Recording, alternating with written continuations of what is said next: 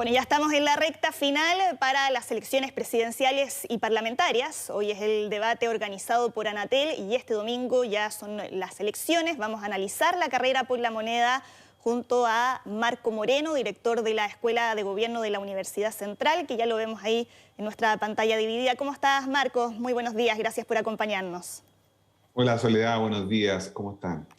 Y también a Rodrigo. Rodrigo Arellano, vicedecano de la Facultad de Gobierno de la Universidad del Desarrollo, que se suma también a esta conversación. Rodrigo, ¿cómo estás? Gracias por acompañarnos. Muy buenos días aún. Muchas gracias, Soledad, por la invitación. Hola, Marco, ¿cómo estás? Bueno, Marco, Rodrigo, tenemos debate hoy día que además se da en circunstancias distintas a las que hemos visto en otros debates, porque va a ser más temprano, en un horario más cómodo para muchos. Se van a transmitir además todos los canales de televisión agrupados en Anatel. ¿Cuán decisivo puede ser este debate? Anteriormente se escuchaba que muchos creían que los debates solo reforzaban las posiciones ya existentes, pero este año los debates de las primarias también varios consideraron que fueron los debates precisamente los que pusieron la lápida a la candidatura de Daniel Jadue. ¿Y cuál es el análisis que ustedes hacen a puertas de este último debate antes de las elecciones? Parto por Marco. Bueno, efectivamente, Soledad, los debates están siendo muy decisivos para formar la opinión de las personas. Los debates que han tenido un alto rating, ¿no? Y probablemente el de hoy día sea uno de los con mayor rating, son los que han permitido que figuras como Gabriel Boric, como José Antonio Kast, ¿no es cierto?, y como Sebastián Sichel, de alguna manera también, ¿no es cierto?, hayan podido estar ocupando las posiciones que hoy día ocupan, ¿no? Fueron los debates los que les permitieron, de alguna manera, catapultarse en posiciones bien aspectadas desde el punto de vista, ¿no es cierto?, de las preferencias de los ciudadanos medidas por las encuestas que conocimos hace algunas semanas atrás. Por lo tanto, en una democracia además fundamentalmente ocular, en donde la gente se hace la visión, se hace, ¿no es cierto?, la percepción de lo que es la oferta de los candidatos, de lo que plantean, a través de lo que ve, ¿no es cierto?, a través de sus ojos, ¿no? Y por eso que hablamos de que estamos en una democracia ocular, ¿no? Creo que los debates van a jugar, y especialmente el de día, un rol muy importante.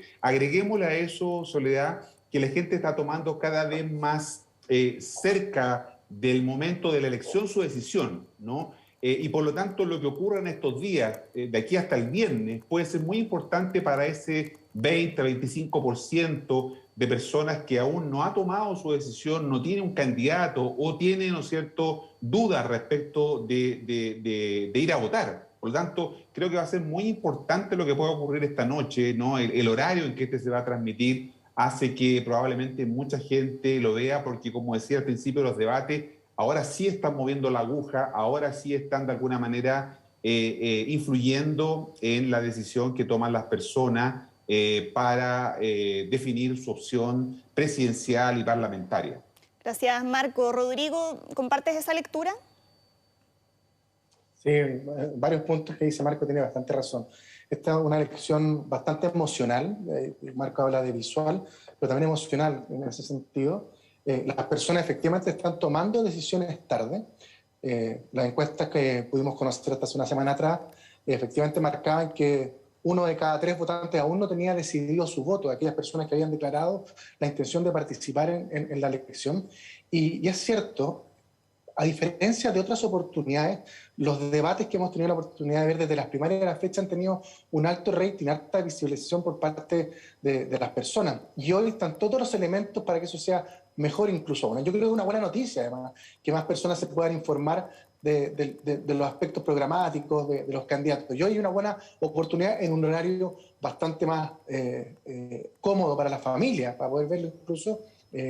Así que yo también espero que tengamos una buena participación y tengamos la posibilidad también, Soledad, de escuchar a los candidatos. Yo creo que va a ser muy importante también el rol que jueguen los periodistas, que de alguna forma les va a tocar interpelar a los candidatos, y tengamos unos periodistas que dejen más la conversación, el diálogo, el debate, y no aquellos, porque lo vimos también, aquellos debates en que los periodistas tenían un rol demasiado protagónico, en que sus preguntas incluso a veces eran más largas que el tiempo que tenían los candidatos para responder. Entonces, yo creo que con esos elementos vamos a estar en presencia de un muy buen debate. Sí, vayamos ahora desglosando qué podríamos esperar según los candidatos. Una de las cosas que también uno suele escuchar es que quienes están más arriba en las encuestas tal vez tienen más que perder en circunstancias como estas. En ese sentido, ¿hacia dónde creen que deberían apuntar Gabriel Boric y José Antonio Kast para no cometer errores, considerando también lo que dijo Kast durante este fin de semana sobre la dictadura militar, donde ahí varios creen que eso a lo mejor le podría terminar costando caro cuando ya faltan tan pocos días para las elecciones? ¿Cómo lo ves tú, Rodrigo? Va a ser un debate efectivamente que van a ver, yo de mi mirada creo que pueden haber dos cosas. Uno, efectivamente los candidatos que en la encuesta parecían con menores posibilidades van a ir por aquellos que están más posicionados. Me refiero a Gabriel Boric y José Antonio Kast. Y ahí ellos van a tener que de alguna forma mantener su discurso, entender que ya no son ninguno de los dos candidatos de nicho, en que ciertas posturas un poquito más radicales van a tener que abrir los puentes para poder conversar con los otros candidatos o con la postura de los otros candidatos en algunos temas. Me imagino que eso va a tener que hacer Boric con Jana Proboste, lo mismo tiene que hacer José Antonio Kast con Sebastián Sichel, y de alguna forma también va a estar involucrado el factor de alguien que no va a estar presente hoy en los debates, pero que sí está presente en el voto y ha estado muy presente en las mediciones, que va a ser el factor Parisi. Por lo tanto, es muy cierto que hoy es un debate en que a ellos les corresponde, más que salir a atacar, más que ganar, salir a defender lo que han capitalizado durante todo este periodo de campaña. ¿Marco? Sí, efectivamente, como decía Rodrigo, los dos candidatos que aparecen mejor aspectados tienen más que perder que ganar, ¿no? Normalmente muchos piensan que en este tipo de instancias a 6 días de la elección lo que tú tienes que hacer es defender tu posición, ¿no? Probablemente en un principio vamos a ver a José Antonio Kast, Gabriel Boric tratando de defenderse, y los otros candidatos, especialmente la senadora Proboste, Sebastián Sichel y Marco Enrique Ominami, tratando de sacarlo de esa zona de confort, ¿no? Entiendo que por la estructura del debate no va a haber tanta interpelación entre ellos como ocurrió en otros debates. El formato aparentemente, por lo que he escuchado de cómo se va a desarrollar, va a permitir poco eso. Entonces, de alguna manera eso le va a dificultar a los candidatos retadores no usar esa herramienta que fue tan importante en los debates pasados, ¿no? Cuando interpelaban directamente al otro candidato, como le pasó a Sebastián Sichel cuando fue duramente interpelado por la senadora Jana Proboste a propósito del primer retiro del fondo de pensión y después de su vinculación con empresas, ¿no es cierto?, y que habría desarrollado actividades de lobby. Entonces, probablemente eso se puede haber minimizado y por lo tanto las respuestas de los candidatos van a ser también muy importantes. Recordemos que, y bien lo decía Rodrigo, probablemente mucha gente no ha leído los programas, ¿no? No es normal, en las campañas y en las elecciones no toda la gente lee los programas y por lo tanto vamos a ver que las respuestas van a intentar conectar más bien con los fenómenos preconscientes que algunos denominan, ¿no es cierto?, como las emociones, ¿no? Vamos a ver que seguramente hacen alusión a muchas de estas cuestiones que tienen que ver con elementos que van en esa dirección, ¿no? Y por lo tanto, de alguna manera, la posibilidad de también ellos de conectar con los públicos que van a estar hoy día sintonizando los canales de televisión va a intentar ser muy efectiva. Creo que se va a dar esa lógica, ¿no? Candidatos que intentan sacar de su zona de confort en la medida que puedan a los que están en esa posición y los que están en esa posición tratando de no cometer errores, no forzados, tratando de no arriesgar con una respuesta que pueda efectivamente ser un fallo, ¿no? Y que después se amplifica eso a través de las redes sociales y termina, ¿no es cierto?, siendo un disparo a los pies cuando tú no tienes muy claro qué decir o cuando no tienes certeza de la respuesta que entregar. Y en ese sentido, Marco, y aquí ya yendo a los candidatos retadores, ¿hacia dónde debiera apelar, por ejemplo, Sebastián Sichel para tratar de recuperar terreno dentro de los pocos días que restan? ¿Seguir tratando de diferenciarse de la candidatura de José Antonio Kast, como lo hemos visto en estos últimos días? Probablemente sí, pero en un tono de mayor moderación y de mayor tranquilidad. Los últimos debates fueron muy malos para Sebastián Sichel. Él no estuvo a la altura, se irritaba con facilidad, se molestaba, notaba un tono más bien agrio, ¿no? Y por lo tanto ahora va a tener que, después de lo que él mismo llamó la liberación, ¿no?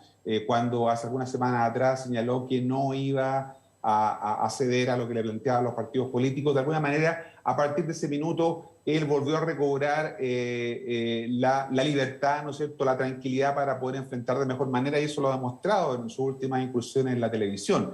Por lo tanto, creo que va a ser muy importante el tono, cómo él pueda transmitir, ¿no es cierto?, con tranquilidad, con mesura, sus ideas y sus diferencias también con José Antonio Kast, porque las tiene que tratar de instalar, y probablemente con Gabriel Boric, para que pueda tener una mejor performance su presentación de esta noche. Rodrigo. Adhiero 100% a lo que dice Marco. La forma en que enfrenten las diferencias va a ser muy relevante. Y sin prejuicio de que uno tiene que marcar diferencias, tiene que hacerlo, por cierto, Sebastián Sichel con José Antonio Kast, y lo va a tener que hacer también Jana Proboste con Gabriel Boric. Eso no debe restar la posibilidad, de ahí pueden cometer el error para perder la posibilidad también de alguna otra forma presentar sus propias historias, su propio programa. Cuando se enfrascan en discusiones, incluso a veces más allá de las revoluciones que son naturales en un debate, se pierde también la oportunidad de poder conquistar o poder motivar. Los debates tienen como dos objetivos también. No solamente tratar de capturar la votación del otro candidato, sino que en un sistema electoral, Soledad, como el nuestro, en que tenemos votos voluntarios, es súper relevante reafirmar tus propios electores que han dicho que van a votar por ti, pero que si no ven la energía o no ven la convicción o no ven parte del programa que los motiva a ellos, no van a ir a concurrir el próximo domingo. Entonces, ese es el doble desafío, marcar diferencias, pero no perder la lógica de también potenciar a tu propio electorado para que, independiente que haya señalado cierta inclinación por ti a votar, lo haga el próximo fin de semana. Conquistar y movilizar son dos elementos que son muy relevantes a la hora de cuando enfrenten el debate de los candidatos presidenciales esta noche. Sí, eso es súper interesante, y me gustaría también que lo retomáramos más adelante, porque bueno, eso también lleva a preguntarnos dónde está el centro aquí en todo esto. Y enfoquémonos además en la candidatura de Jana Proboste, que hemos visto hay un cambio de estrategia. En un comienzo la veíamos tratando de correrse tal vez más a la izquierda que Boric en la discusión sobre el cuarto retiro, cuando él planteaba cuarto retiro con impuestos, ella hablaba de letra chica, pero ahora ha estado tratando de diferenciarse de la candidatura del Frente Amplio, aun cuando esto también, dependiendo de cómo salgan los resultados, podrían necesitarse en caso de una segunda vuelta. ¿Cómo lo ves tú ahí, Rodrigo? Son dos cosas diferentes y son muy, muy importantes. Lo primero, justamente en entorno y en la forma, en los puentes que se construyan. Porque independiente del resultado del domingo, tanto Sichel con Kast se van a necesitar si quieren ganar a la izquierda, y lo mismo Boric con Proboste si le quieren ganar a la derecha. Entonces, hoy de hecho Sebastián de Poro lo comentaba, las declaraciones de Proboste este fin de semana, lo que habían hecho más que construir es dinamitar este puente de diálogo que habíamos enfrascado, que habíamos logrado avanzar. Entonces, el tono, la construcción de puentes, pero también marcar diferencias y entender un poco, y en eso tiene que tener claridad Proboste, que ella no puede ir a disputarle a Boric los votos de la extrema izquierda, los votos del Partido Comunista o miradas similares a ellos.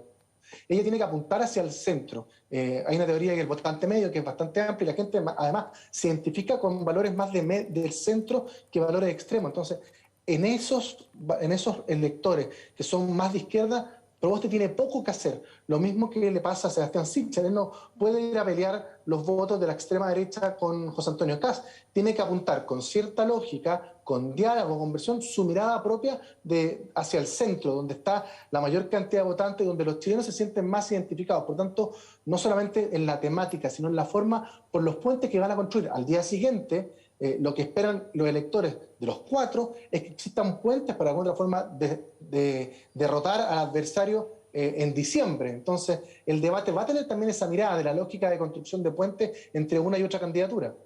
Marco, en ese sentido, ¿crees que Jasna Proboste tal vez está llegando tarde a la hora de tratar de captar al electorado de centro?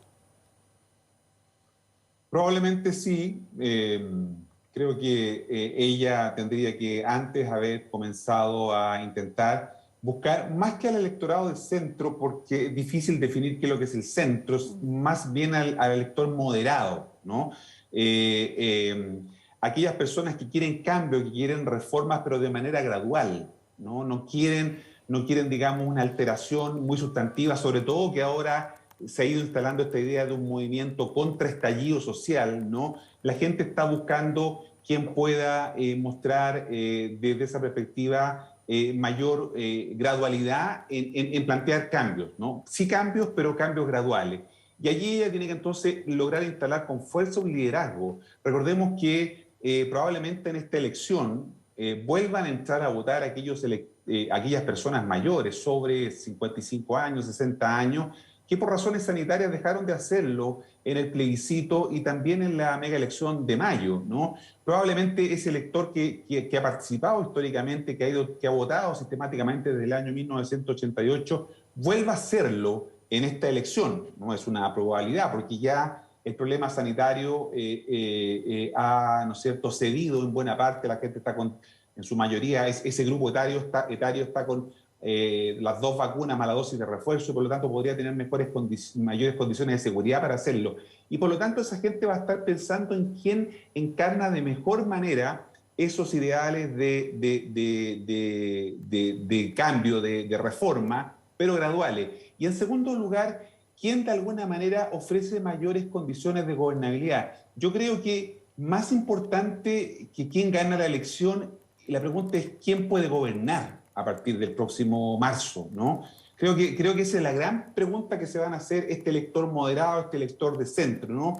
No solo que quién pueda ganar la elección, sino quién pueda gobernar, quién puede hacerlo efectivamente a partir de marzo. Y esa es la cuestión que debiera estar al centro de la preocupación estratégica de Jasna Proboste, para poder conectar con esa idea de que probablemente ella pueda dar mejores condiciones o mostrar mejores condiciones de liderazgo para encarnar un gobierno que a todas luces va a ser difícil en términos de restricciones para la gobernabilidad. Vamos a tener problemas económicos, no van a haber reglas del juego todavía definidas por la Constitución, inestabilidad política, y por lo tanto para eso se requiere un cierto liderazgo. Si ella logra esta noche y en los próximos 5 días que quieran instalar un relato en esa dirección, podría, ¿no es cierto?, tener o capturar ese voto que está oculto hoy día, que no se ha expresado y que probablemente podría estar en este grupo etario, como digo, de los mayores de 55, 60 años. Según el INE, ese grupo, los mayores de 65 años, son cerca de 2.200.000 personas. Estamos hablando de un volumen muy importante de la población. Por supuesto que no todos van a ir a votar, pero evidentemente de ese grupo es importante, ¿no es cierto?, cómo diseñas un relato para poder captar la atención, especialmente en temas que le preocupan a ese sector, como son las pensiones, como es la salud, particularmente en esa etapa de la vida en que se encuentran. Sí, ahora Marco, Rodrigo también hacía menciones más temprano al factor Parisi. Ahí, ¿cuál es la lectura que haces tú de este candidato que es un holograma prácticamente, que no va a estar ahora en el debate del candidato virtual? ¿Es tan virtual el voto por Franco Parisi como el candidato? Bueno, efectivamente le ha hecho una campaña en esa línea. Por eso que te decía yo al principio, estamos en una democracia ocular, ¿no? Eso es lo único que explica que Franco Parisi tenga hoy día en intención de voto, en estos estudios que conocimos hace algunos días atrás, un porcentaje parecido a lo que obtuvo en la última elección donde él participó. La gran duda es si ese elector, ¿no?, que lo apoya en redes sociales va a estar dispuesto el día domingo a ir a votar, ¿no? Los estudios socioeconómicos que se han hecho respecto del perfil del elector de Franco Parisi nos dice que es un electorado que se mueve en los estratos socioeconómico D y E, ¿no es cierto?, con nivel de educación media, técnico, profesional, que es muy asiduo a las redes sociales, en promedio entre 30 y 45 años, pero que una cosa distinta es que a través de un clic o a través de un like, ¿no es cierto?, puedan apoyarlo, y otra cosa es distinta, ¿no es cierto?, es levantarse el domingo, literalmente, ¿no es cierto?, para ir a votar. Allí es donde está la gran duda en el sentido de saber si es posible que él traslade ese apoyo que hoy día tienen redes sociales en el territorio virtual, lo traslade, ¿no es cierto?, al territorio electoral, es decir, que efectivamente movilizar para que la gente vaya a votar. Esa es la gran incógnita y por lo tanto no la vamos a poder despejar sino hasta la noche del domingo cuando conozcamos los resultados. Sí. Rodrigo, ¿quieres complementar algo? Sí, en eso va a tener que tener, yo creo que especial cuidado los candidatos, porque uno, siguiendo la lógica que ha mostrado Parisi, es un candidato bastante atípico, no solo por su falta de presencialidad, que yo lo encuentro absolutamente insólito, sino que además ha sido un discurso muy contra el sistema político, atacando a ideas de la derecha, de la izquierda, del gobierno. Es como un candidato único en sí. Pero va a ser muy necesario en una segunda vuelta, puede ser fundamental si las encuestas no se equivocan y tiene los porcentajes de votos que hemos visto antes de este blackout de encuestas. Por lo tanto, van a tener que, de alguna otra forma, los candidatos tener mucho cuidado con el elector Parisi y el trato que le dan a ellos. Yo he visto programas en que los candidatos tienden a atacar no solamente a Parisi, sino a su elector. Y me da la impresión de que un buen candidato esta noche tiene que tener esa división bastante clara. Una cosa es el candidato Parisi y otra cosa son las personas que votan por él. Entonces va a haber que tener un discurso también a esas personas que de alguna otra forma han mostrado una especie de desencanto con la política en general y por eso están votando por un candidato que de alguna otra forma lo que ha hecho de manera media populista es pegarle a ambos sectores. Ahora, Rodrigo, Marco, hablemos de participación. Ustedes mencionaban que, bueno, ante un escenario donde tenemos voto voluntario es fundamental poder movilizar al electorado. Y aquí también uno de los argumentos que uno escucha desde la ciencia política es que mientras más competitiva es la elección, mayor participación. Bajo este escenario, que muchos también lo han planteado como una elección entre el menos malo, hemos escuchado comparaciones con Perú, por ejemplo. ¿Cuáles son las proyecciones que ustedes hacen de la participación? Parto por ti, Rodrigo. Esa es la gran incógnita que tenemos, y tú bien lo has dicho, ¿no? Porque a veces la teoría nunca va de la mano de la práctica. Pero si seguimos la teoría, efectivamente debiésemos tener una elección con buena participación, porque a semanas, a días, todavía es incierto el resultado y eso le asigna mayor valor al voto de cada persona. Mi voto vale más, puesto que el resultado es tan incierto que yo de alguna otra forma puedo influir en el resultado final. Ese es un punto. Lo segundo, bien señala Marco, estamos en condiciones sanitarias distintas, donde gran parte de una población que tanto en el plebiscito como en la elección de los constituyentes y en la elección municipal se quedaron en su casa por miedo a la pandemia. Hemos tenido índices un poquito altos estas últimas semanas también, pero esas personas han tenido su ciclo de vacunación completo. Entonces, eso puede motivar a que esas personas que se habían quedado puedan concurrir. Y lo último, Soledad, que es bien importante y a veces se nos olvida, que paralelamente a la elección presidencial tenemos 3 elecciones. Tenemos en varias regiones elecciones de senadores, en todos los distritos del país tenemos elecciones de diputados y de gobierno regional. Y de alguna otra forma eso colabora también con la posibilidad de movilizar más personas. Entonces, si tuviese que de alguna forma anticipar la participación, yo creo que debiese ser mayor a la que hemos venido viendo, mayor, por cierto, a la de gobernadores, segunda vuelta, y tengo la impresión que también mayor a la de municipales. ¿Cuánto mayor? Es la gran incógnita, pero me imagino que va a estar dentro del 50-55% del padrón total de electores con derecho a voto. Marco, ¿lo ves así también tú? Bueno, efectivamente, desde que tenemos voto voluntario el año 2012, la primera elección presidencial que tuvimos con voto obligatorio fue el 2013, y ya la participación venía cayendo y el voto voluntario que se creyó que era la salvación para la participación terminó, acentuando la tendencia abstencionista, ¿no? De un abstencionismo estructural. Este está siendo un problema estructural de nuestra democracia, que es una mala noticia para la democracia, ¿no? Las elecciones se estaban decidiendo con un volumen de entre 6,5 y 7 millones de personas, ¿no? Siendo que el padrón dobla justamente ese número.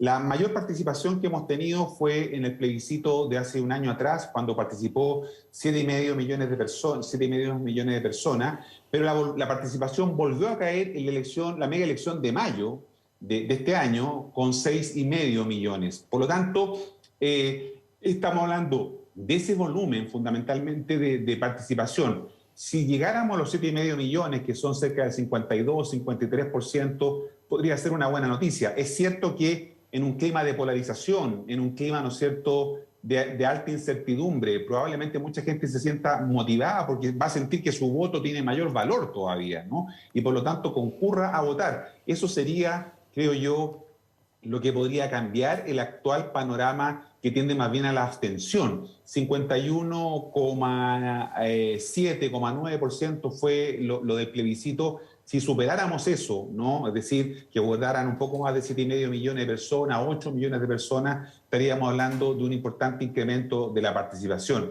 Pero evidentemente, ¿no?, también hay que tener cuidado, porque cuando normalmente hay mucha incertidumbre, los indecisos, por ejemplo, terminan siendo abstencionistas. La gente que tiene tan indefinición termina no yendo a votar porque su indefinición no le permite tomar posición. Por eso que es clave que la gente en estos días, ¿no?, pueda efectivamente ir aclarando por dónde van sus opciones, de tal manera que una vez con esa decisión tomada, sí pueda, ¿no es cierto?, tener la voluntad efectiva de concurrir a votar el próximo domingo. Bien, Marco, Rodrigo, nos quedaron ahí algunos temas pendientes. Se vienen además otras discusiones en la semana, como la acusación constitucional, y que podrían ahí también terminar moviendo las agujas, pero les quiero agradecer a los dos por su tiempo, por ayudarnos aquí a perfilar lo que se viene para esta noche y para esta semana electoral. Rodrigo Arellano, Marco Moreno, muchas gracias por haber estado con nosotros aquí en Mega Noticias Alerta. Que tengan una